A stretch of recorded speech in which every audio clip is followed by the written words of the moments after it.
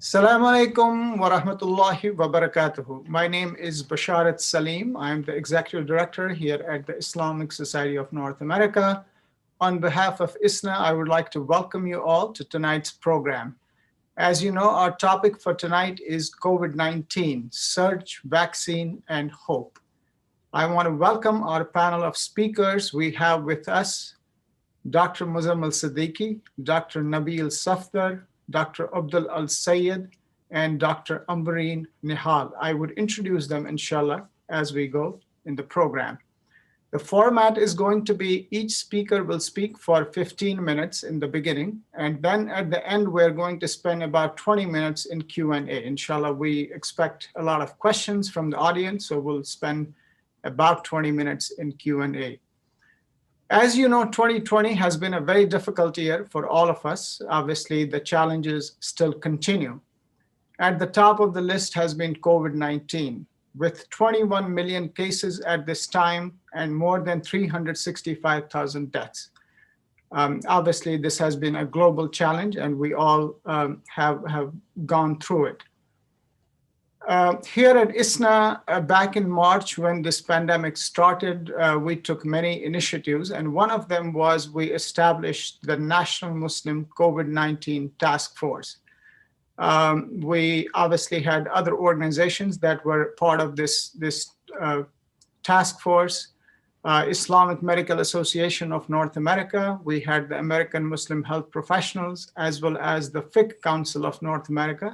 So these four organizations came together and we established what is now the National Muslim COVID-19 Task Force. Within a short period of time, we had other organizations that joined hands with us. And now this broad coalition has more than 40 national organizations as part of it. A number of subcommittees are working within this task force on various things like social services, health professionals, policy, and many other details. In addition to this task force, we also did a lot of virtual programming here at ISNA. Altogether in 2020, we had about 75 virtual programs on a variety of topics, including COVID-19. We also, alhamdulillah, held our annual convention, which usually obviously is a physical event with about 25,000 people. But this year, because of COVID, we had to do it virtually. But alhamdulillah, we had more than 100 speakers in that convention. We had about 5,000 to 6,000 attendees. And our program was very wide and broad. Obviously, COVID-19 was one of the topics in the convention as well. Today, we want to dwell into, obviously, COVID-19, the challenges we all have to go through, and they still continue to this day. But we would also like to hear about, the Islamic perspective of this pandemic. What do we learn from this experience as we face it, inshallah? So to begin the program, I would like to invite Dr. Nabil Safdar to be our first speaker. Let me go ahead and introduce him. Dr. Nabil Safdar is the president of the Islamic Medical Association of North America, which serves on the steering committee, and he serves on the steering committee of the National Muslim COVID-19 Task Force along with ISNA. He is a professor at Emory Healthcare, where he serves as the Associate Chief Medical Officer and the chair of the Analytics Advisory Council. Please welcome Dr. Nabil Safdar. Thank you, Basharat. Assalamu alaikum to everyone. And I want to thank ISNA for putting this important program together now more than ever. We really need to be able to get accurate information out to our community. And I appreciate what you've done by putting this program together. I'm looking forward to hearing the other speakers. We're going to, just in the next few minutes, we're going to talk a little bit about the current situation with COVID-19 in the United States. We will talk a little bit about the vaccine and the National Muslim Task Force that was just mentioned, and then some take-home points that I think will be simple, easy for us to remember, and hopefully will remedy some of the confusion that many of us have had about COVID-19, the vaccines, and where we're going. So first, the basic review. if you recall back in the spring, there was an increase of COVID-19 cases. And in certain locations, hospitals were quickly overwhelmed. The mantra at that time was that we were going to flatten the curve as best as we could. We saw in the summer, as people started to take vacations and travel a little bit more and maybe have a little bit of pandemic fatigue, an increase in the number of new cases. And as expected, there was a concurrent increase in deaths. Since the fall, after Thanksgiving and after the Thanksgiving holiday, we've seen a rapid increase in cases nationally. We've seen, and there's an expectation that with all the travel and the gatherings around the holidays of Christmas and New Year's, that January could be a very difficult time for people who will be contracting COVID-19 because they were not able to socially distance during this time. The current statistics show that, as was mentioned earlier, we have an increase of cases, over 200,000 cases now.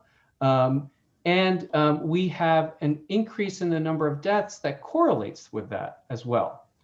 The pandemic is really as bad as it ever has been in the United States. On January 7th, there were more than 4,100 deaths and more than 280,000 new cases, both of which were records and that were announced. So this is the current status. We talked about the mantra of flattening the curve. Unfortunately, we're flattening it in the wrong direction. And that's what we want to try to avoid. Now, what does this really mean? We're talking about cases, but the real impact that we're seeing is on a strained healthcare system, which is near capacity. We're seeing healthcare workers, nurses, physicians, respiratory techs, pharmacists, and others who are really at a level of stress, at a level of exhaustion, which is making it difficult. We're talking about, we always talk about beds and the number of beds that are available, whether they're beds in the on the floors or in the intensive care units.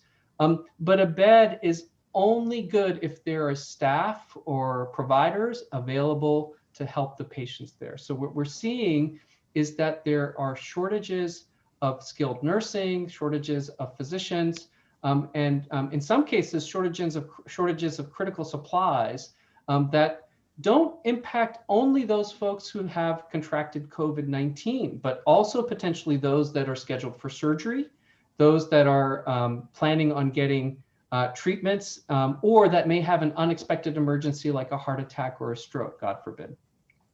And this is really certain parts of the country. It does vary regionally and locally.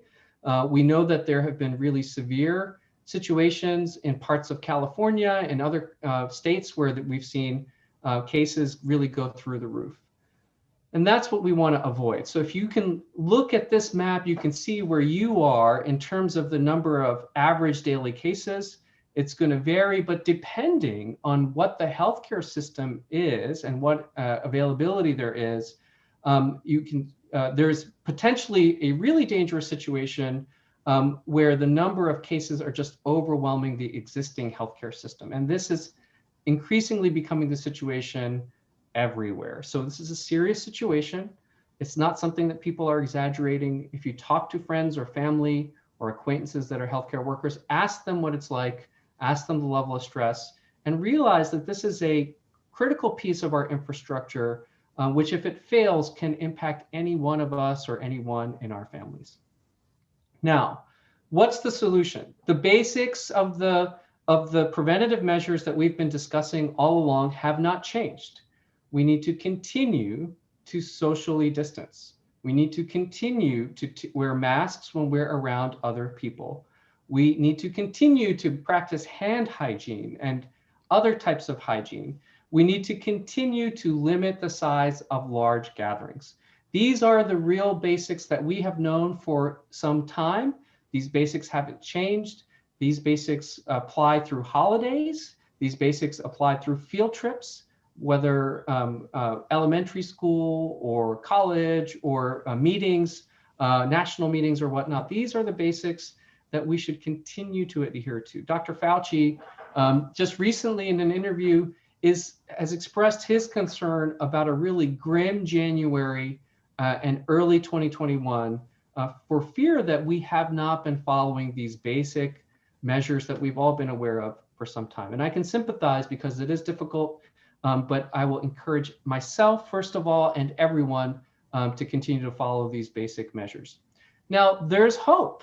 Alhamdulillah, we have seen results of trials that have looked at the efficacy of 2 vaccines, which are now available in the United States, the Pfizer-BioNTech vaccine and the Moderna vaccine. And what we're looking at here are 2 lines. You see a line that keeps on going up with time, and then you see a line that flattens as time progresses. And what do these 2 different lines represent?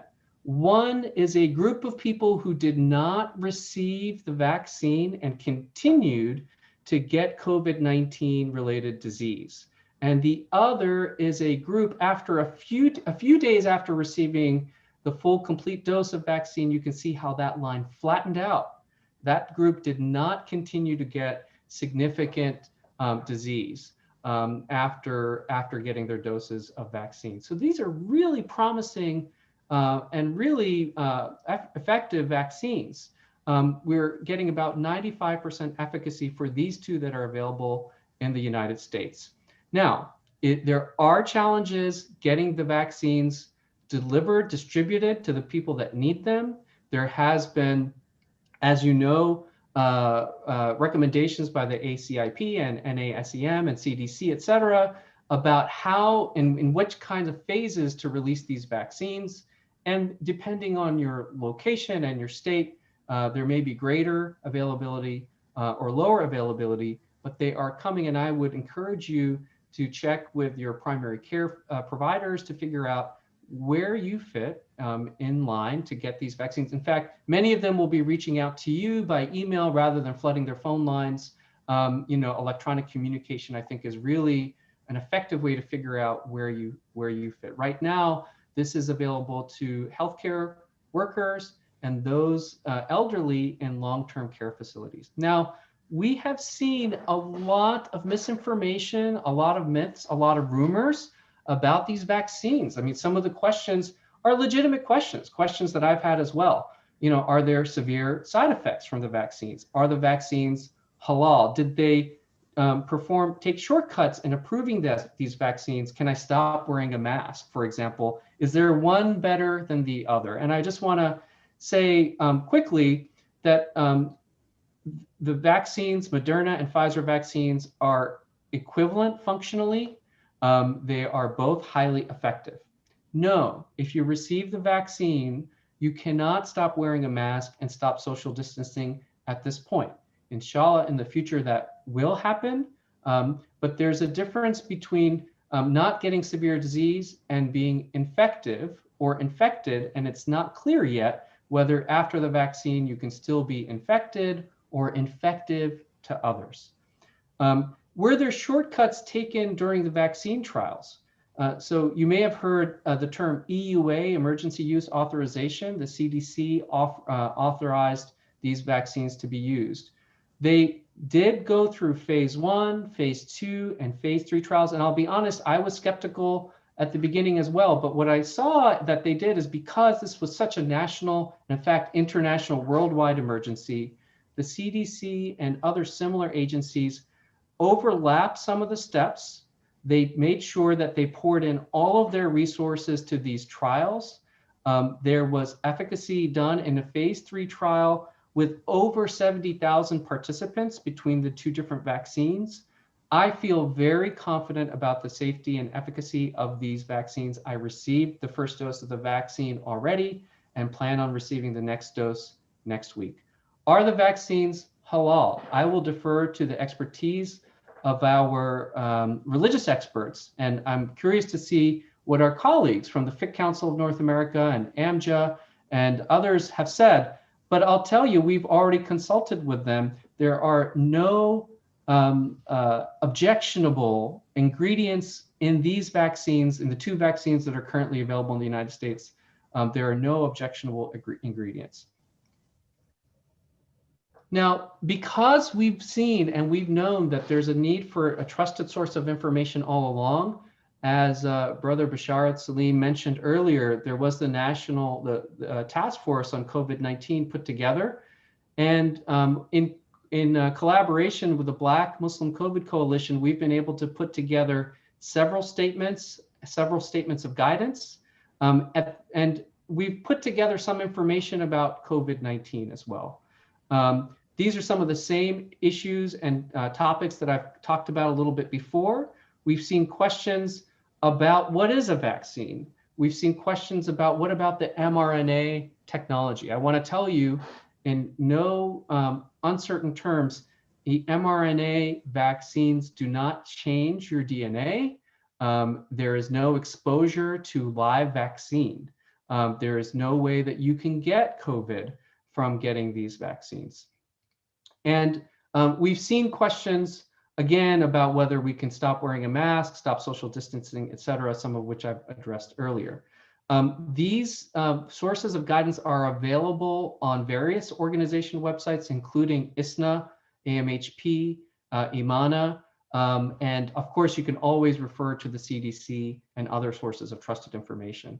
And here you'll see that this history of issuing guidance has gone back to the beginning of the pandemic, statements on whether mosques should reopen and guidance to masajid about if they choose to reopen, what factors they should be considering and what steps they should be taking, statement on Eid al-Adha, on the COVID surge that we continue to see, and most recently on the vaccines, as was mentioned. This most recent statement issued in late December, I think is very important. Again, over 40 national Muslim organizations are in this coalition, and with no uncertain terms, these vaccines will save lives. The benefits far outweigh the potential risks, and we encourage you to get good information rather than be susceptible, as I am as well, to the latest video that I've seen on WhatsApp or YouTube or Facebook or whatnot. So I'm going to go ahead and wrap up. The very high community transmission still persists. I know many of you have heard about the variants that we've seen of the UK and out of South Africa, and now there's speculation that there may be COVID-19 variants in the United States. These could potentially even more rapidly increase community transmission of the virus. All indications are so far that the vaccines will still be preventative even against these variants. However, it reemphasizes the point that we need to continue practicing social distancing, wearing masks, limiting the sizes of our gatherings, and maintaining great hand hygiene. We should, while we're worried about these things, we should continue to listen to our trusted sources of information and know that these vaccines do save lives. They're very effective. I believe they're safe. They do have some side effects, but their benefits far outweigh their risks. And the available vaccines in the United States are halal. With that, I'll go ahead and pause. Thank you all for your time and attention. Assalamu alaikum. Thank you, Dr. Safdar, for that information. So our next speaker will be Dr. Muzammil Siddiqui. Let me go ahead and introduce Dr. Siddiqui. Dr. Muzammil Siddiqui received his BA in Islamic and Arabic Studies from the Islamic University of Medina and PhD in Comparative Religion from Harvard University. Since 1981, he has been serving as an educator and religious director at the Islamic Society of Orange County. Dr. Siddiqui is the current chairman at the Fiqh Council of North America and has served in many leadership roles, including the president of the Islamic Society of North America. Please welcome Dr. Muzammil Siddiqui.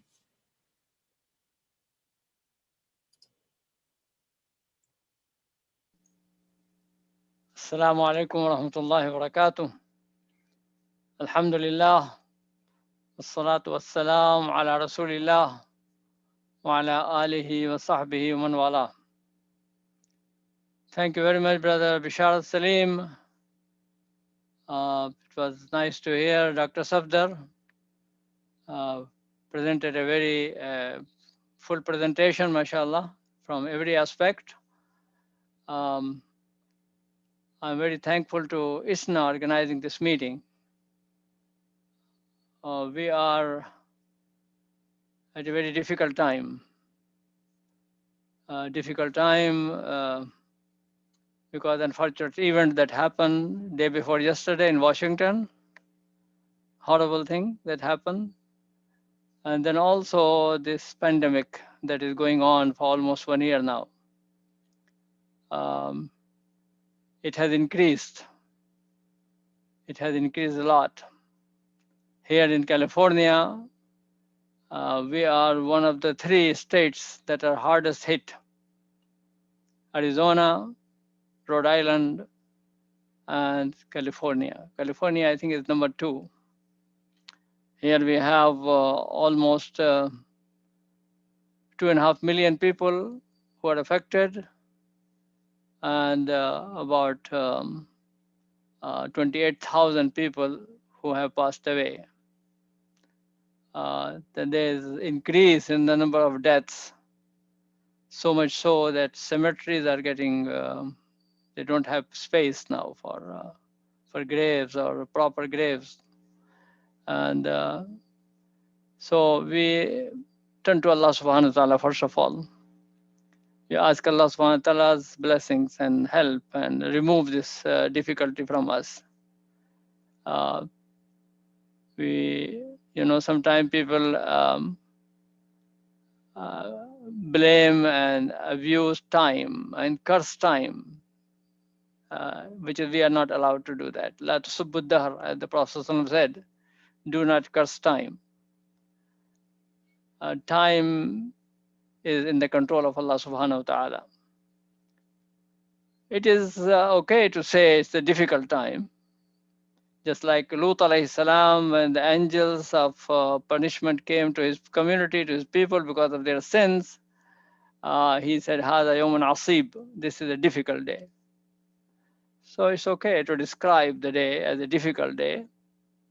Or Yusuf alayhi salam, when the king saw the dream in Egypt and he was in jail, he was in prison, and somebody came to him and asked him to explain the meaning of the dream.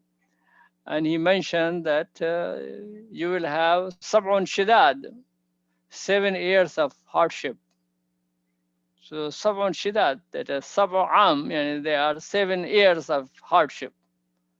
So it's okay to describe the time, good time or difficult time or hard time, but still you are not supposed to say any words of curses to the time. Curse be the time, to hell with this time, as sometimes people say. I have heard some people say, "Bhaad mein jaye," the 2001. So that's not the Islamic way of doing it. But rather, we should turn to Allah. Because these things come as tests. Allah subhanahu wa ta'ala tests us. Test us about our how we behave. We have to go and review our life, individually and collectively. What we have been doing as human beings, how we have been treating poor and the needy, the refugees, the immigrants. There have been a lot of zulm that human beings have been doing to each other. Humanity has to correct themselves. And we have to connect ourselves to Allah, our creator, our master. We have to do more ibadah, more repentance, more istighfar. We should do that. Because nothing can change without the will of Allah. إن يمسسك الله بضر فلا كاشف له إلا هو وإن يردك بخير فلا راد لفضله يصيب برحمته من يشاء. If Allah touches you, if Allah were to touch you with some harm, there is no one who can remove it except He. And if He gives you something good, there is no one can stop it. He gives from His bounties whomsoever He wills. So it's in the hand of Allah subhanahu wa ta'ala. And there is a hikmah, wisdom in Allah's actions. Sometimes the calamities come to teach. Sometimes calamities come to test us, test our faith. And sometimes they come to punish because of the wrongdoing. So in every situation, people have to pay attention to that and try to see how we can improve ourselves and correct ourselves. So we have to connect with Allah. We have to be good to our families. Alhamdulillah, people are realizing how important home is, how important spouses are, how important our families are. We have to be good to our families because this is our resort now. We go back to our homes, stay home. That's it, they said, stay home as much as possible. So keep good relations at home. It's not that because you're at home, now you start fighting and having family violence. Be careful about that. Also, increase your charity. You know, that is that dawu mardakum bis sadaqah. The Prophet, those who are sick among you, give them the treatment by sadaqah. Increase your sadaqah. And be thankful to Allah subhanahu wa ta'ala for the technology that is available to us by which we can communicate with each other. This Zoom by which we are having this program, alhamdulillah, our children are getting education, we are communicating with others. And then we are very thankful to Allah subhanahu wa ta'ala for our doctors, people in the medical field, and they are working. And they are taking care of the patients in the hospitals, in ICUs, and then some of them, they are trying to develop cure, remedies. And the Prophet ﷺ said, every malady has a remedy. Allah subhanahu wa ta'ala has not created any malady, any disease, except He has also put a cure for it. Those who know it, they know it. Alima man alim wa jahila man jahil. Those who know, they know. And those who do not know, they do not know. That means there is something you have to discover. You have to work hard and find out what is the cure. But there is a cure. And the Prophet ﷺ said that tadawu, O people, take medicine, take the medical treatment. There is a cure for every disease except old age. Old age is going to come, old age. But other things, yes, there is a cure for that. So take the means. And also there is a very significant hadith of the Prophet ﷺ, very, very important and amazing that 1400 years ago, and the Prophet ﷺ gave us this important point. And he said, Man tatabbaba wa lam yu'lam minhu tibbun fahuwa zamin. He said, the one who pretends to be a doctor, while he has no knowledge of medicine, he will be held responsible. And this has our scholars say, this means if somebody does not have the knowledge and make mistake, that person will be committing a sin.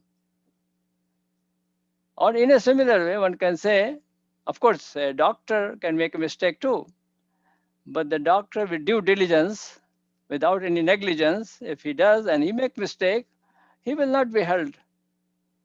He will not be punished because he tried his best. But the person who has no knowledge and he does that, then he should not say that I am doctor or treat people. In a similar way, if there is a medicine available and you don't have knowledge, don't make a rumor against it. Don't say this is bad, this is that, and that, unless you have knowledge. So speak with knowledge. Man tatabbaba wa lam yu'lam minhu tibbun fahuwa zamin. So this is important. People do that. The spreading rumors against vaccines without knowledge, that's not right. vaccines have been helping humanity for a long time, and a lot of contagious diseases have been controlled through vaccines. Almost 90%. People say the result have been good for this. And so now we have some vaccines have become available, and Dr. Safdar mentioned that. Several of them, I mean, there are two vaccines that he mentioned, Moderna and Pfizer, but there are others as well. But as far as Moderna and Pfizer are concerned,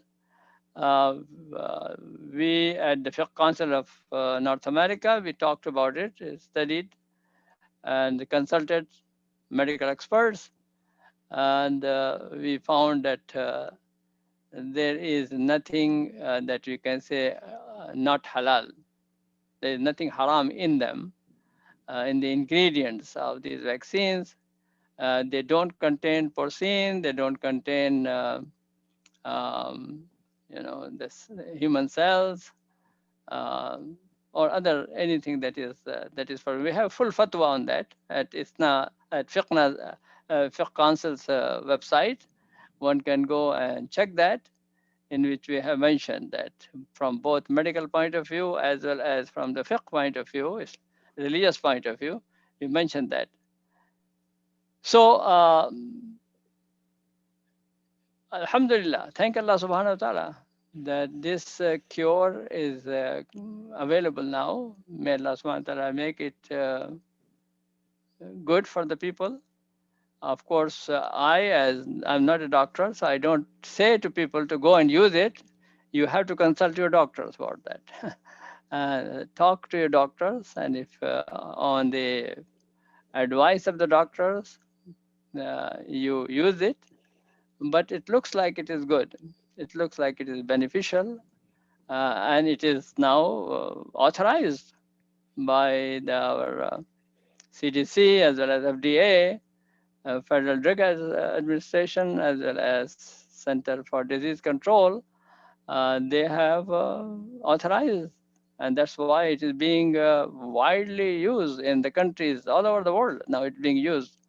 So it is, but from Islamic point of view, our council as well as AMJA and other councils in other countries, they said it is halal and it can be used, inshallah.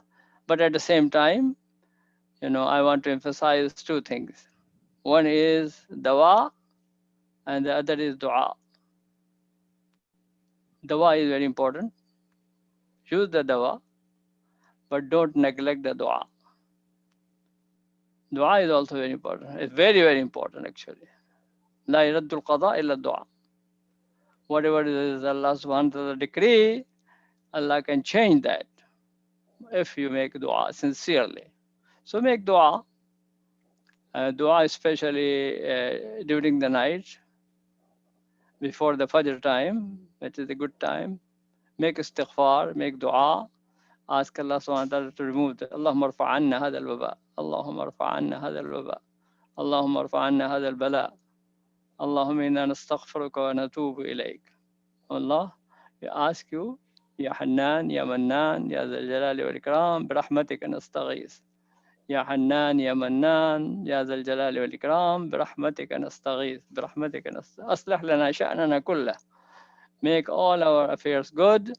ولا تكلنا إلى أنفسنا طرفة عين ولا أقل من ذلك.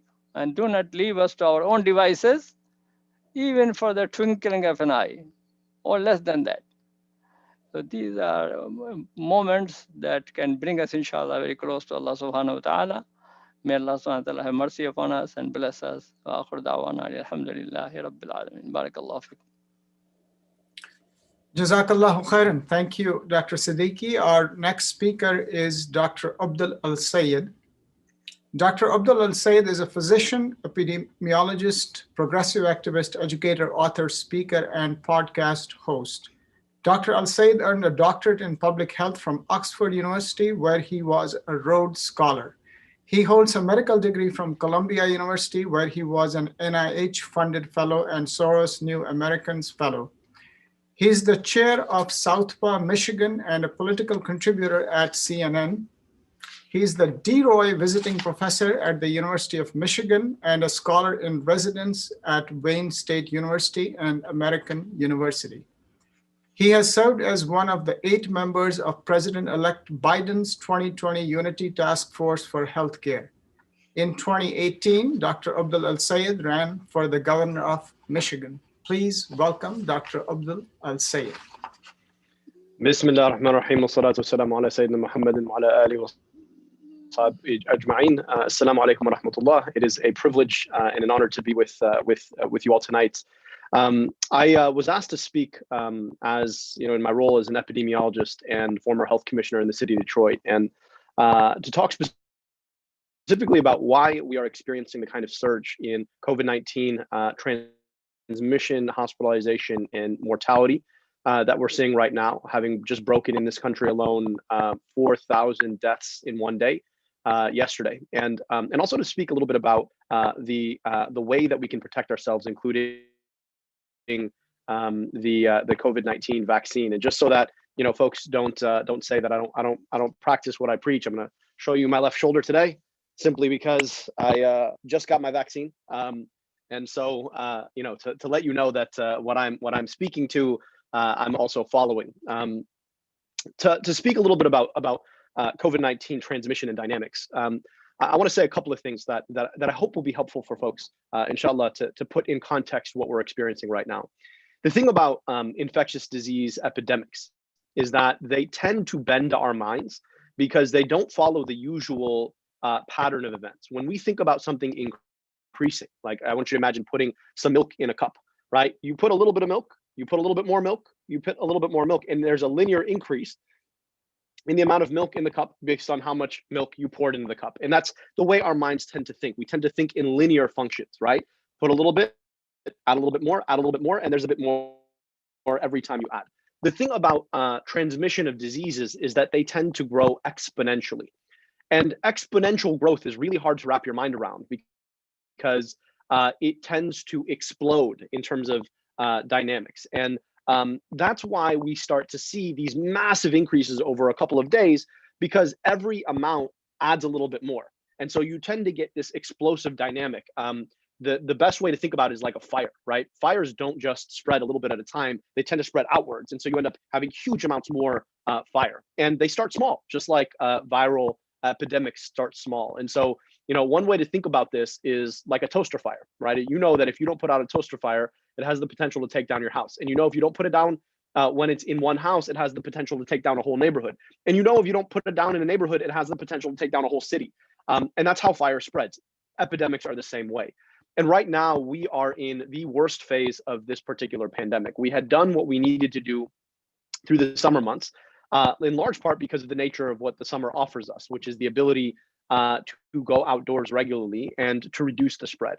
This is a virus that we know that spreads up to 59%. In fact, a recent study just came out today showing that it's likely that 59% of cases are spread by people who don't have symptoms at the time they spread it. 59% of cases. And the way that this virus spreads is in what we call aerosols, meaning the little tiny spritzes of bubbles of saliva that come out of our mouths as we speak. I'm literally doing it right now, right? You can't see it, but it's happening.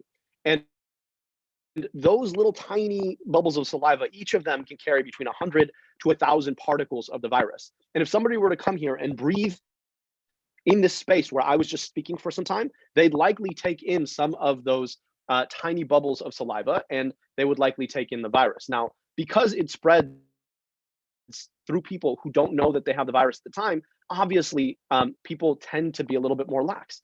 And this is where we get to the point on masks. So how do you make sure that you're protecting people? Well, number one, you want to be in a place where if you're going to be spritzing these tiny little bubbles, that the wind carries them away, right? That's why indoor gatherings are so much worse than outdoor gatherings, because in indoor gatherings, there's no air movement, very little air movement, right? And so these bubbles hang around in the air for a long period of time.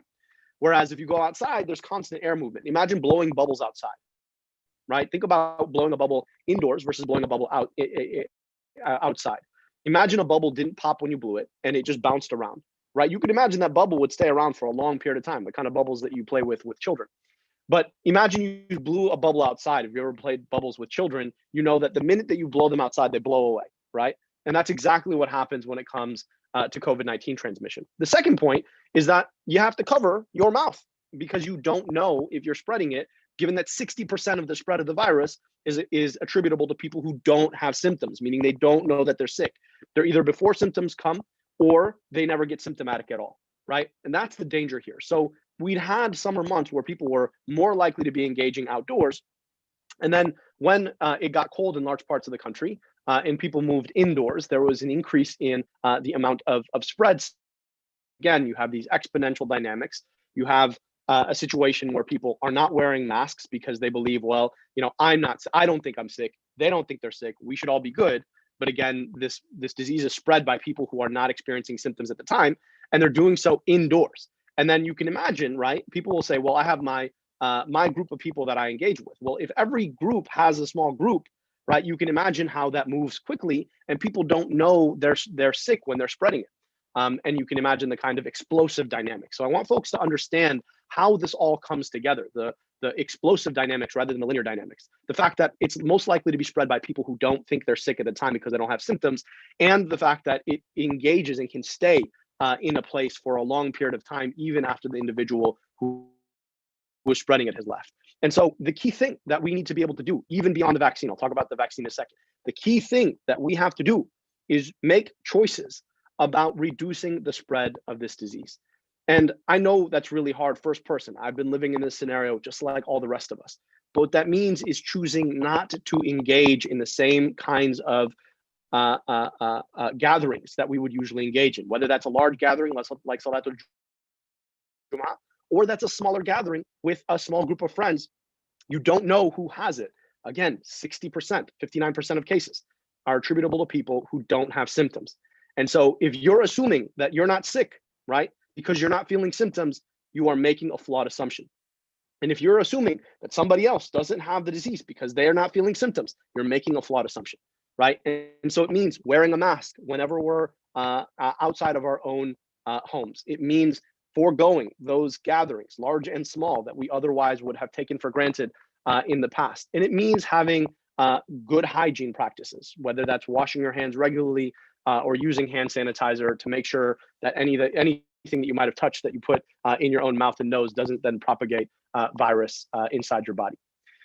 Now to the vaccine, right? We have been dealing with COVID-19 in this country for the past 10 months. The first recorded death was in February, and it's likely that COVID-19 was around far earlier than that. So the last year, really. And it's at its worst now. And we know the things that we need to do to protect ourselves and our family. Alhamdulillah, we have a vaccine. What does that mean?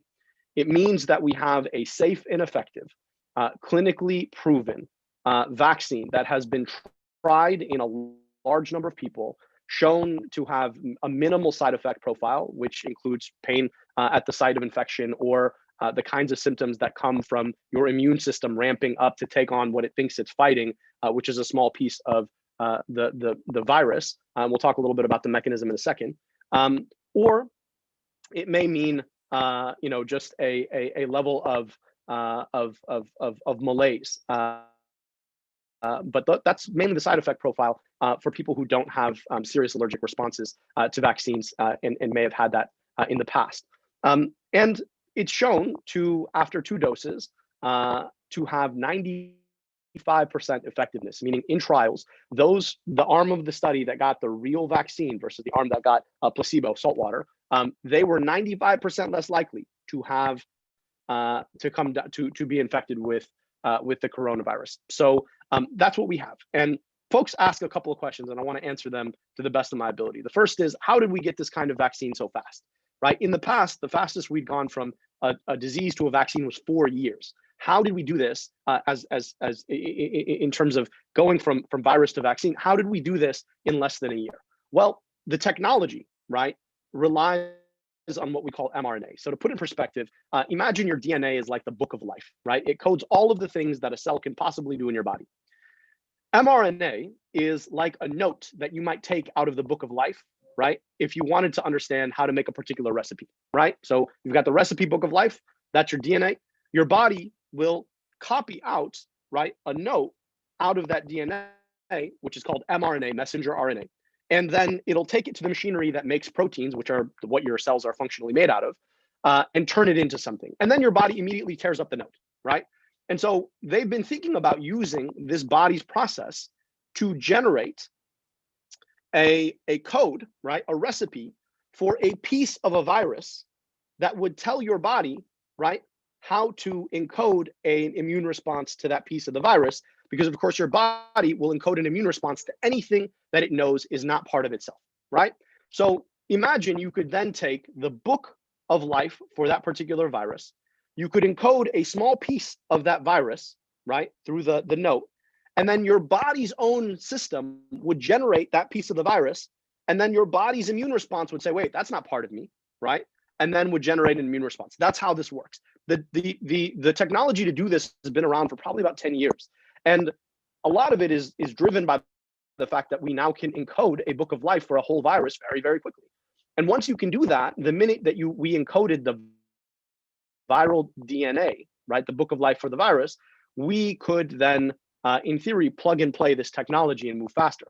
The fact is in the past, we didn't have this technology. And this is the first real test use case for a new virus where we needed a vaccine quickly, where we could employ this same technology and deliver a vaccine quickly. And so that's why we did it. It was done so fast. The second question I often get is, well, if you're talking about RNA or DNA, isn't this going to stick around? Well, no, your body naturally will tear up the notes that it makes for any mRNA, because of course you don't want that note to float around in your cells all the time, telling your body to make whatever protein. You only want to make a certain amount. And so your body naturally will break down mRNA of any kind, your own mRNA, an external mRNA, it'll break it down. And so the mRNA, it sits in your body long enough, right, to code enough protein so that your body will recognize the viral protein that was encoded by that mRNA and then break down that mRNA. It's gone, right? It's just all the little pieces of it are gone. And so it is actually a far smarter way of making a vaccine than we'd had in the past, because in the past, most vaccines were either pieces of a real virus or a virus that was killed off. And you can imagine if you're mass producing a whole virus that you're killing off, some of them could survive. And that was part of the worry. In this version, right, this mRNA version, you're not actually using any live virus. There is no actual viral particles. And so it's actually a far safer system for making vaccines. That's why they developed it, right? So this system is new, but the science bears out that it actually should be safer than the old systems for making vaccines. The third question that I get asked often is, well, how do we know, right? Well, I want you to understand how we create vaccines. First, you use the scientific process to understand what you're trying to do. And that's what I just explained with the mRNA. Then you will test it out. Right? You will take some of this this material that you created, which is going to turn into the vaccine. You test it out in lab animals and you look at what happens there. First, you're asking, is this safe for them? And then you're asking, does it generate the immune response that we want? And then you do a phase 1 study, which you take volunteers and you just inject them and you say, what happened to them? When we look at their blood, does it generate the immune response? Does it make the antibodies and the T cells that will mediate an immune response? And more importantly, is it safe? Did anything bad happen to these people, right?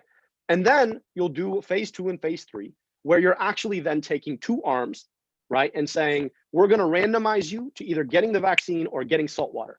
And we're gonna look at whether or not you are more or less likely to have any bad outcomes and or more or less likely to get the virus that we're trying to protect you against. And across that, we'll compare. And that's where we get that 95% effective number. And that's where we get the safety outcomes that show that the side effect profile for this vaccine includes a sore arm. I'll tell you, I just got my vaccine this afternoon, my arm is sore, right? Or the kind of side effects of having your immune response kicked up. And I just want to explain what I mean by that. Naturally, right, your immune response isn't all that it's working in the background, but usually you're not being exposed to any viruses, and so you feel fine. The minute you get a virus that your immune response has to respond to, your immune cells will produce all kinds of chemicals that they'll push out into your bloodstream to get all of the other immune cells to ramp up. That causes the kind of feeling that we get when we have a cold or a flu, right? The malaise, the sore joints, the tiredness, the fever, right? That's our immune response working. And so it makes sense that if you're going to put something in your body that kicks up your immune response, that you're going to get that response. And so people think that they're being sick with the virus when actually what's happening is their immune response is learning to recognize that virus so that the next time you see it, right, you get an automatic immune response because your body's already figured out what to do. It generates all kinds of antibodies, all kinds of new kinds of cells that recognize that thing. And the minute that it comes to your body again, your body knows exactly how to beat it. It activates those things and it kills it off. That's the whole point here. And you get 2 doses. And the reason you get 2 doses is to make sure that you have an adequate immune response in your body. And the interesting thing is the second dose causes a little bit more of those, what we call constitutional symptoms, that fever, that malaise. And it makes sense because your body's immune response is far quicker, right, to recognize what it saw the first time, right? And that just makes sense. So I'm trying to give you guys an understanding, an in-depth understanding of what maps, right, the science to the feelings that you're getting if and when you get vaccinated. And the last point I'll make is this. We need everybody to get vaccinated. And the reason we need everybody to get vaccinated is because one of the effects of a vaccination isn't just that it protects you, but that if, imagine, right, me and the imam that you just heard from and the other speakers you're going to hear from all get vaccinated except for one person, right? If that one person and all the rest of us who are vaccinated are in a room, the reality is that that person can't get sick because none of the rest of us have the virus. That's how this works in a population. That's called herd immunity. And for this vaccine to have be as effective as it needs to be, we need to get to herd immunity. That means about 70 to 90% of people have to choose to get vaccinated to protect everyone else who A, can't get vaccinated, and B, may not have been able to be vaccinated yet. And so we need to get to immune response. The last thing I'll say about this is that you probably have heard about this more transmissible strain, B117, that emerged in the United Kingdom and South Africa. That strain has hit us in the United States. It's not per case more deadly, but it makes sense that if you have a deadly disease that spreads faster, it's going to spread to more people and kill more people, right? And what that also reminds us is that this virus can evolve, it can mutate. What we understand is that the vaccines are still effective against the mutations in the B117 strain, but it's plausible that over time, this virus could evolve to the point where it could evade our vaccines. That only happens if we give it space. And so we have to kill it off now, which means we have to get as many people vaccinated as possible. Ultimately, get your vaccine, but we still have to be practicing safe physical distancing, mask practices, and hand washing to make sure that there is no spread. We do know that it's possible that even if you've had the vaccine, that you in theory could get an infection, but that your body wouldn't allow it to make you sick, but you could potentially pass it on. So all of that is to say that this is the most serious moment of the pandemic. We need to do the basic public health things that we can to protect ourselves and our families. We need to assume that everybody, including ourselves, has this illness. That's why we wear masks, to protect both ourselves and others from ourselves. We need to get vaccinated when we can get vaccinated. And we need to understand that inshallah, we can get back to a moment where we don't have to worry about this vaccine, about this virus in our day-to-day lives. But that's if we do the things we need to do to beat it now. We ask Allah subhanahu wa ta'ala to protect us all. We ask him to give us shifa. We ask him to forgive the shortcomings of all those who have passed, both from this disease and this pandemic and any other causes of death. And we ask Allah subhanahu wa ta'ala to bring us together and unite us together, inshallah, once this pandemic is past us. Barakallahu feekum, jazakumullahu khair, wassalamu alaikum wa rahmatullahi wa barakatuh. Jazakallah khair. Thank you, Dr. Al-Sayed. Much appreciated. Now we will go to Dr. Amreen Nihal. So let me briefly introduce her. Dr. Amreen Nihal is a Sloan Fellow at MIT, a former Medicaid medical director, and a former chief medical officer. Educated at Aga Khan University, Baylor College of Medicine, and Harvard School of Public Health, she has been named a top voice 4 times by LinkedIn. Dr. Nihal was recognized by President Obama for a healthcare enrollment campaign for the White House. She was funded by Islamic Relief for a 6-center interfaith holistic Heart Project. So please welcome Dr. Amreen Nihal.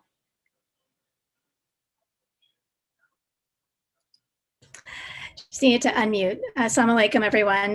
Thank you so much, Jazakallah khair, for having this program and for assembling this esteemed group of speakers. I'm honored to be here. I do have a few slides I'm going to show, but I also just wanted to just quickly address some of the issues that have already been addressed by the speakers and a few new ones. So yes, there's been a lot of fear around vaccines. My medical training is as a pediatrician. As you heard, I went to medical school in Pakistan. So a lot of times when I talk to people who are worried about vaccines, they say, well, you know, vaccines are about profit, about pharma, they're making so much money. Believe me, there's not money being made in population health in Pakistan. Frankly, there's actually not a lot of money being made in population health anywhere. So if you're worried about profit being the root cause of evil, that's not the case with vaccines, first. And one of the earliest vaccines are on polio. The person who designed it actually did not patent it. He actually gave it away for free.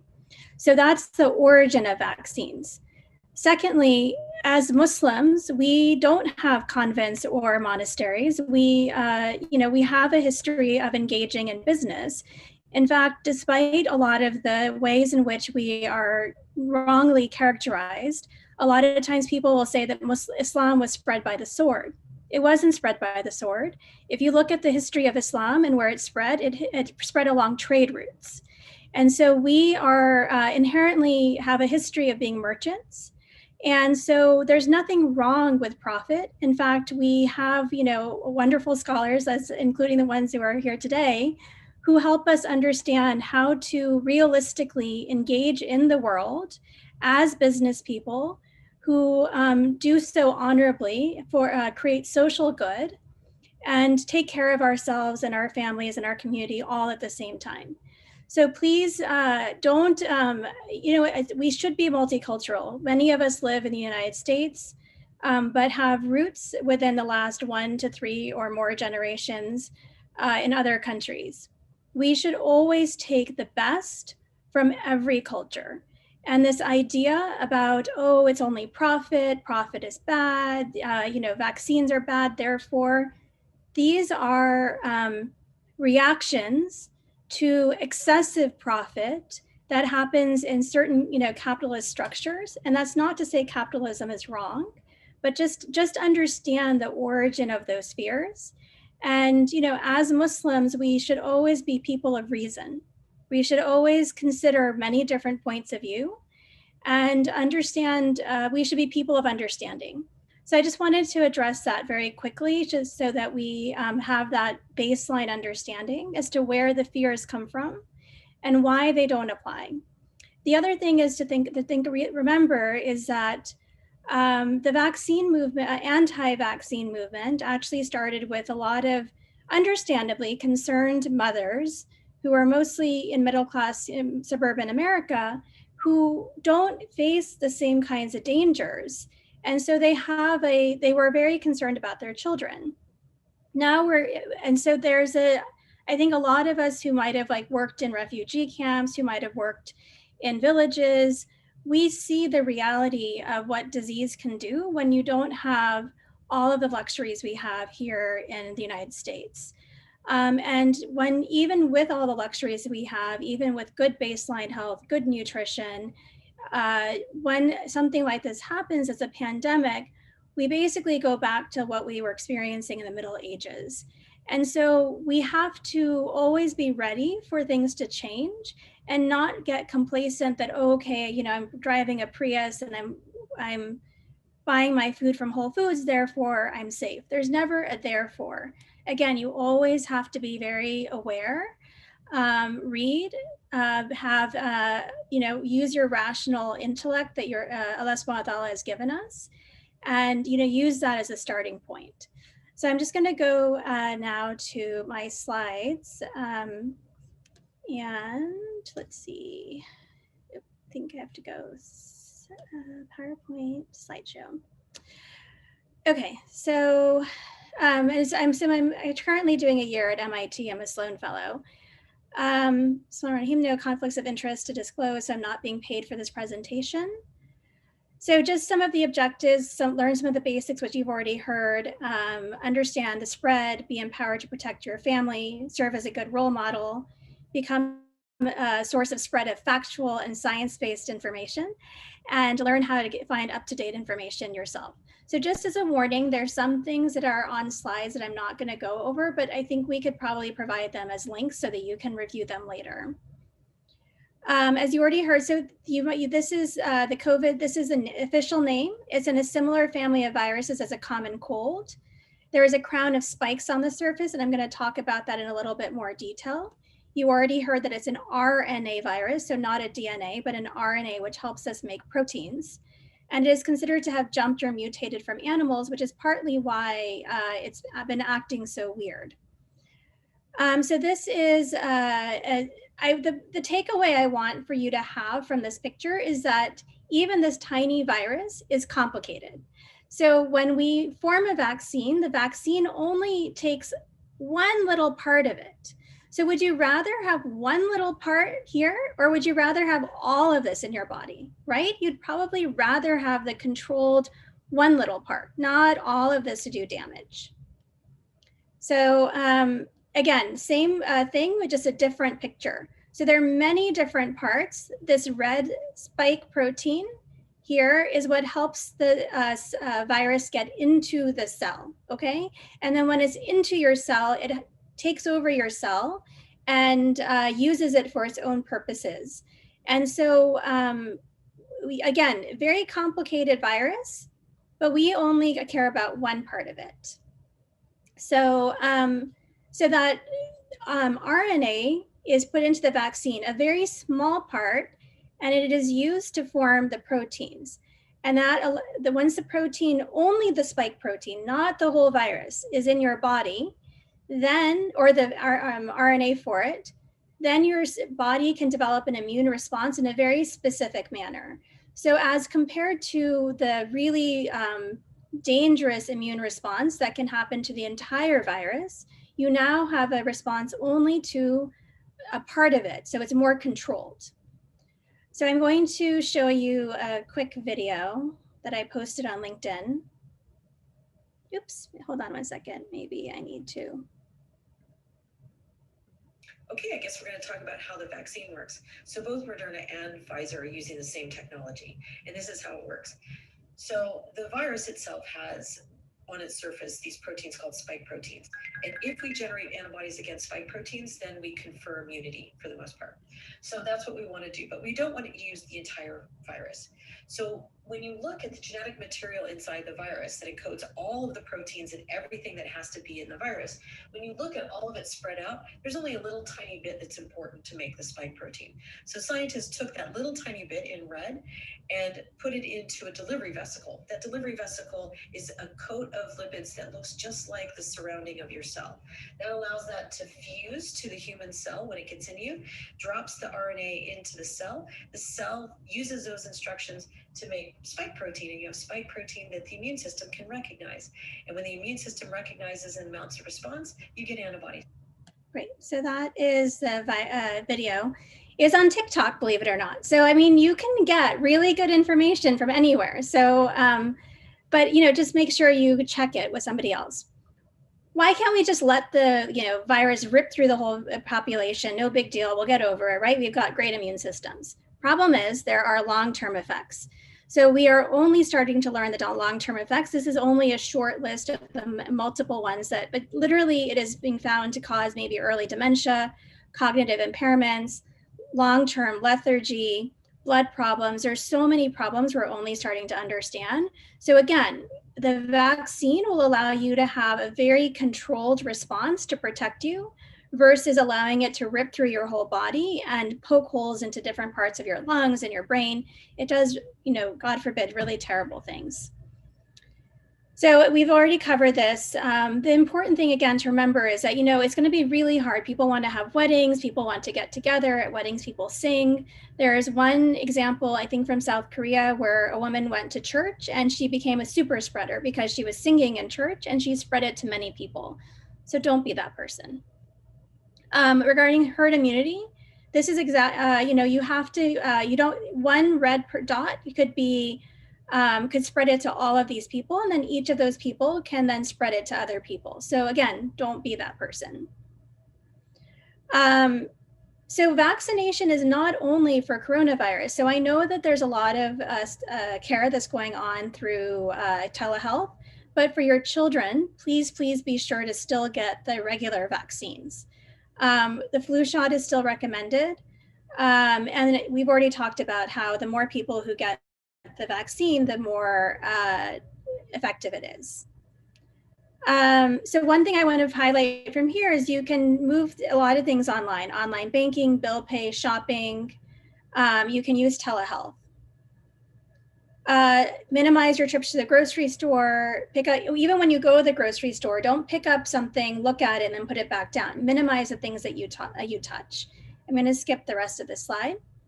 I'm not going to go over this video, but the point is that there are resources online from HHS where you can learn more information about how to use telehealth so you can still get the care you need. Oops. Again, I'm not going to show this video, but another example from the CDC of you can get very specific instructions. If you are infected or you've been traveling and you're not sure if you're infected, you should stay in a separate part of the house. If possible, use a separate bathroom. Avoid sharing meals together, wear a mask at home, and it generally is considered to take about 10 days if you're infected, to be not infectious, but again, talk to your own doctor. So this is, I'm just going to touch upon really quickly. We are not saying to isolate. You can have, just like we're together right now, you can have virtual celebrations. You can exercise together by, coordinating. You can have virtual cooking or art classes. There are many ways to stay connected. It's very stressful. Mental health is something that we acknowledge happens. There's no weakness in your faith. If you're feeling stressed, this is very normal. As has already been discussed, there's dava and dua, so both are important. So make sure you're still keeping up your prayers. Appetite and sleep are sometimes the earliest signs of having some mental health stresses. So monitor that. And if you need to, then, do what you need to do or seek some mental health to try to get back to your more healthy state. This is an example. You can go to Go for Life. It shows you exercises at home that are modified for people who are elderly. So that's, again, another way to stay healthy at home. And, make sure you're checking in on your elders, anyone who has a disability. Consider helping to arrange groceries for people maybe who don't have online access. These kinds of informational videos, it'd be great if you share them on social media and set a good example for others. And, we, as in Islam, we always think about social justice. So we have a wide range of people. We have people who are very affluent, people who are lower income, more recent immigrants, people who've been here for 5 generations. So there's something called social determinants of health. So if you're living in a place where there's crowded housing, you might be more prone to having spread. So just try to think about, if you are able to work from home or be at home, that's a privilege that you have, and think about how you can spend of your privilege to help other people. I know it's really hard for small businesses. Nonetheless, try to minimize going. If there's a way to give a donation, if there's a way to help them transition their business online, that would be preferable to try to reduce the spread. There's something called xenophobia, or increased fear of foreign people sometimes when people have fear. So just be aware of that. Try to be extra kind to people, be generous and kind, especially to those who are frontline workers. Again, I'm not going to show this video, but there are resources in Urdu as well as in Somali. So you can find resources that are credible, that are factual, that you can help spread factual information. And these are some more places where you can get more information. Jazakallah khairan. Thank you so much for your time. Thank you, Dr. Amreen. Jazakallahu khairan. So thank you to all of you, our panel of speakers. We really appreciate your time today with us, with all of this information, mashallah. So we'll open it up for a few minutes with our Q&A session. Our first question will go to Dr. Muzammil Siddiqui. I know, Dr. Siddiqui, you touched upon this, that these are, trials from Allah subhanahu wa ta'ala to test human beings, obviously, to see how we respond to a certain situation. There are many verses in the Quran, obviously, that talk about this, but could you expand on that a little bit more? As a Muslim, as a common, person, what should we try to learn from this situation that comes at such a global scale? And what are the lessons that we should draw from these things as a Muslim? If you can shed some light on that.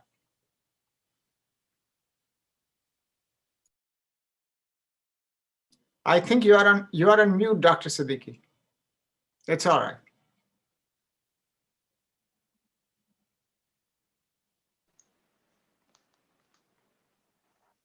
The life is a test. Allah subhanahu wa ta'ala says in Surah Al-Mulk, تبارك الذي بيده الملك وهو على كل شيء قدير الذي خلق الموت والحياة ليبلوكم أيكم أحسن عملا. So this is a universal principle of Quran, that everybody is in test.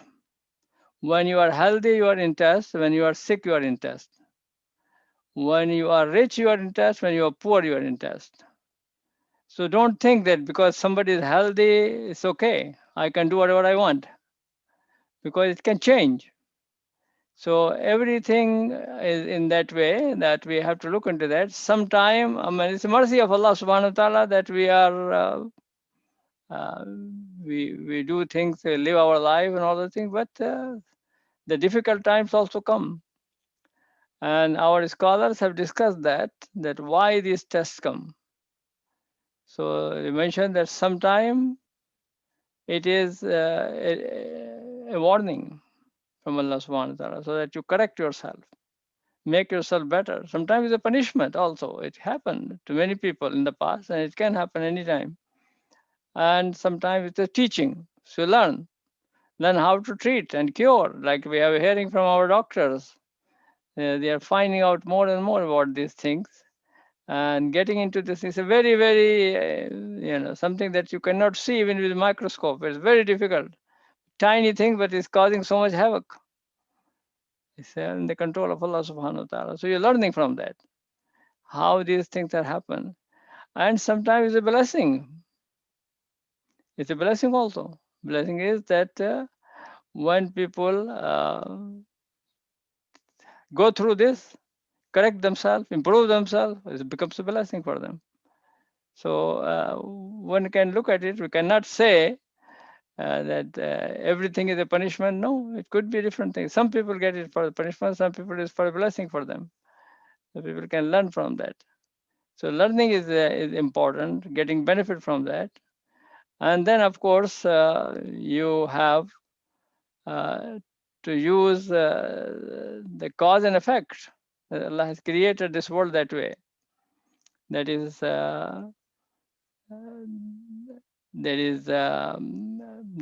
you take medicine, you take care of yourself, avoid exposure, like with doctor mentioning about how the breath can communicate this thing. So you cover your mouth, wash your hands, have social distance.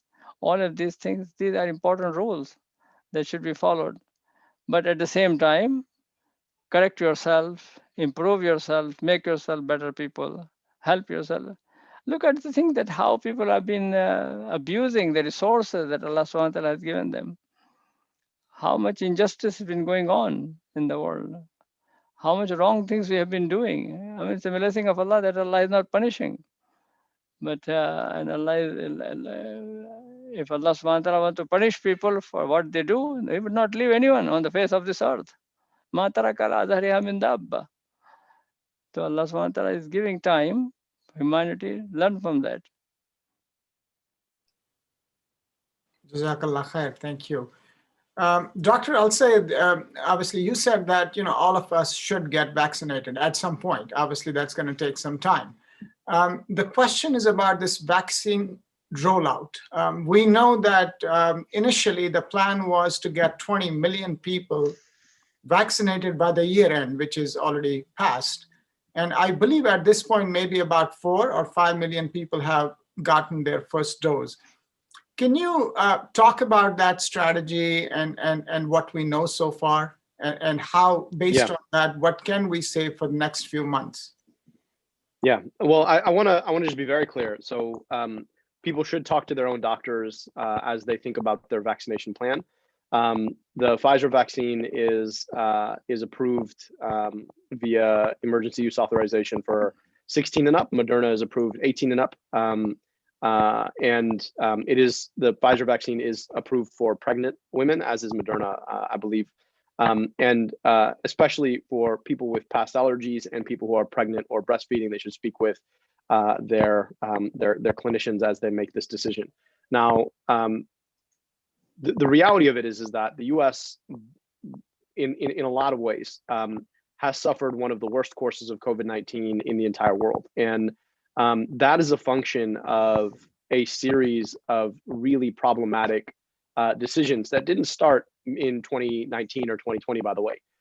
We have vastly underfunded our public health infrastructure over decades in this country. And the same disinvestment and understaffing and under-resourced fact of our public health infrastructure is the same infrastructure we're relying upon to now roll out and deploy this vaccine. And so, what's hard is that you're talking about underfunded, under-resourced state and local health departments that have been left to do the work of contact tracing and of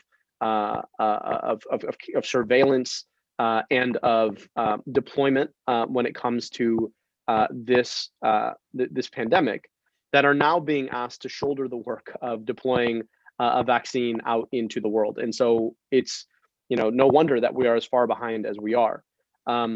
So right now, we are, depending upon the state that you're in, we're either in phase what they call 1A or 1B.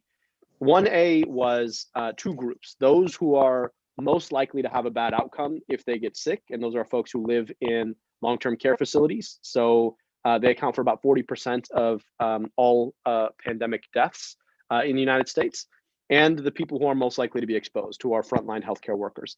When we go into 1B, you're now talking about people who are living outside of long-term care facilities, older than the age of 75. You're talking about other essential workers, so people who work in schools, for example, or work as bus drivers or police or firefighters, but aren't necessarily frontline healthcare workers. And then when we move to 1C, now you're talking about people with pre-existing conditions over the age of 16.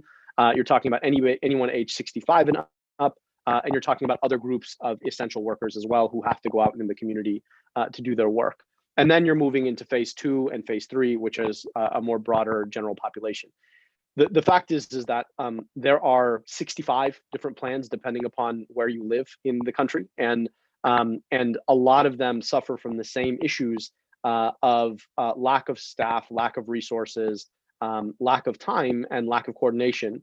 And so we have been far behind. The hope is that the next administration will be able to deploy a different strategy when it comes to vaccine deployment, really engaging more of the resources of the federal government and working alongside state and local health departments and other institutions to really maximize access to vaccines. It was just announced today, for example, the Biden administration, rather than withhold 50% of the vaccine doses for second doses for people who've already gotten a first dose, they plan to push all of the vaccine out and hope that the ramp up in manufacturing can cover everyone on their second dose. Now, this is an all hands on deck situation. It is really frustrating because frankly, it's suffered from the same hallmark of poor coordination and poor leadership that we've seen with everything that the Trump administration has tried to do when it comes to this particular pandemic.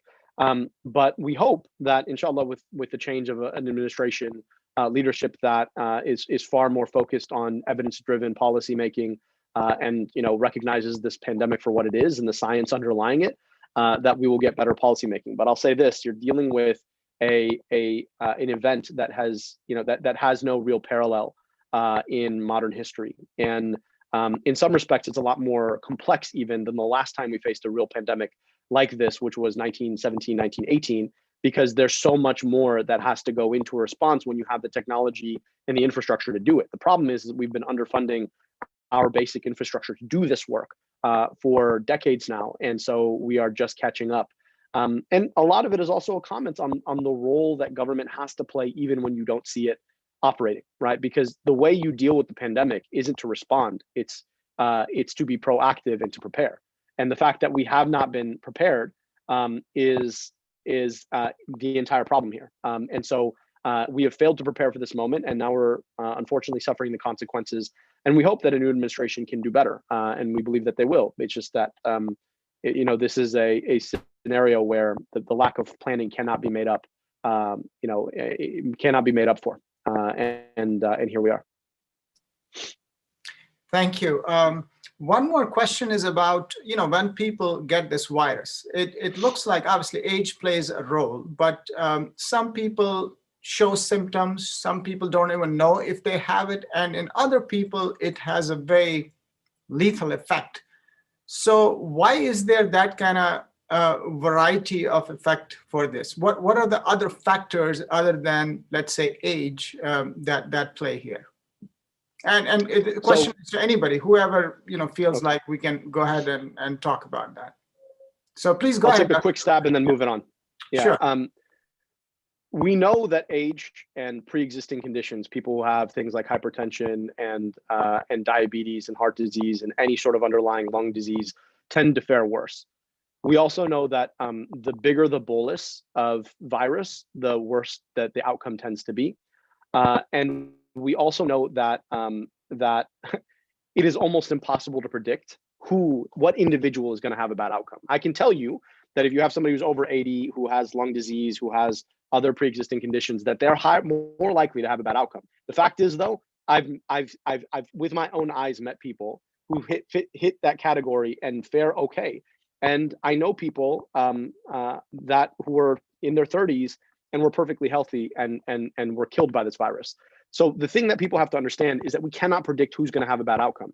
And so I see a lot of young people who are a bit cavalier when it comes to this virus and are not doing the things that they need to do to protect themselves because they think that they're not going to have a bad outcome. And that's wrong in two ways. Number one, as Dr. Nehal spoke to, there are long-term outcomes that we don't even understand just yet, right? Number two, you don't know that you're not going to have a really bad outcome in the short term. And number three, even if you don't think you're going to have a bad outcome, there are people that you could communicate this virus to who are far more likely to have a worse outcome than you. So for all three of those reasons, right, you need to protect yourself. You don't assume that you're going to be okay simply because Allah subhanahu wa ta'ala has blessed you with good health and youth at this moment. Don't make that assumption, because you don't want to be the one who is wrong. And even worse for me, honestly, if I were to get really sick, that'd be one thing. But if I were to make somebody I really love, my father or my grandparents, ill, that is something I couldn't live with, honestly. And so do your part, do the things that it takes to protect yourself and also to protect other people in your community. Thank you. And I'll just add to that. Rarely am I on a call where somebody has more passion than I do. So this is like great to see. The fourth thing I would add also is that, as has already been mentioned, is a virus is mutated. So the more people the virus spreads to, the more, basically, do you want to be a playground for the virus? Do you want to be the person from whom the next strain comes? Right. And as while, Dr. Saeed Al-Sayed that just spoke about, you wouldn't want to kill somebody you care about, but also as Muslims, we actually do care about every single human being, right? That is our duty as Muslims. And so even if it's somebody you don't know, why would you want to? We are right to save a life is as if to save all of humanity. Right, that's something we have in common with Judaism. That we both of these religions have that saying. So, I mean, this is a tremendous opportunity, right? You could save a life by doing nothing, right? I mean, all of us have like PhDs and MDs on this call.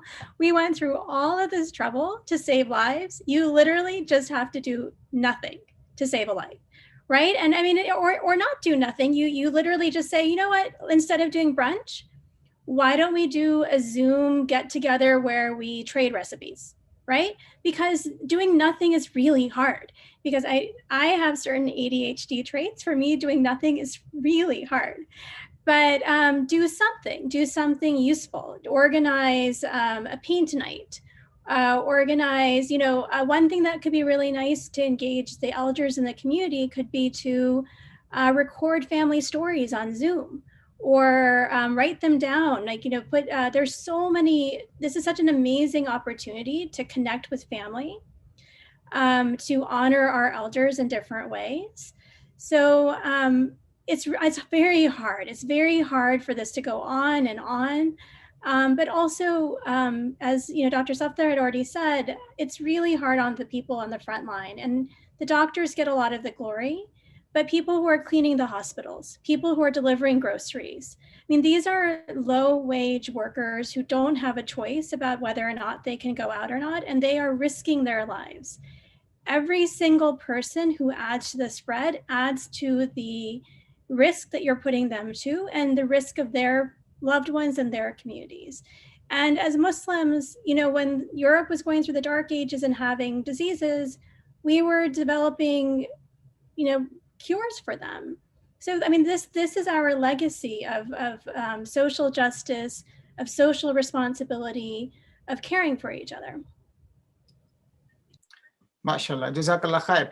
I want to thank you all for your time today. This was a wonderful program. I'm sure our viewers, our audience benefited from all the information that you have given. This is such a big topic. If we spend days and days, we won't be able to tackle all aspects of COVID-19. But inshallah, we'll continue to have more programming as we did in the last 8 months. We also want to thank our viewers for joining us today, inshallah. Please stay engaged with ISNA. Visit our website, isna.net. You can sign up for our e-newsletter where we send weekly updates and program information.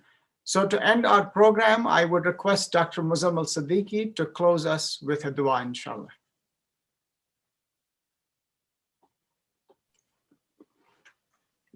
Bismillah ar-Rahman ar-Rahim. Alhamdulillahi Rabbil Alameen.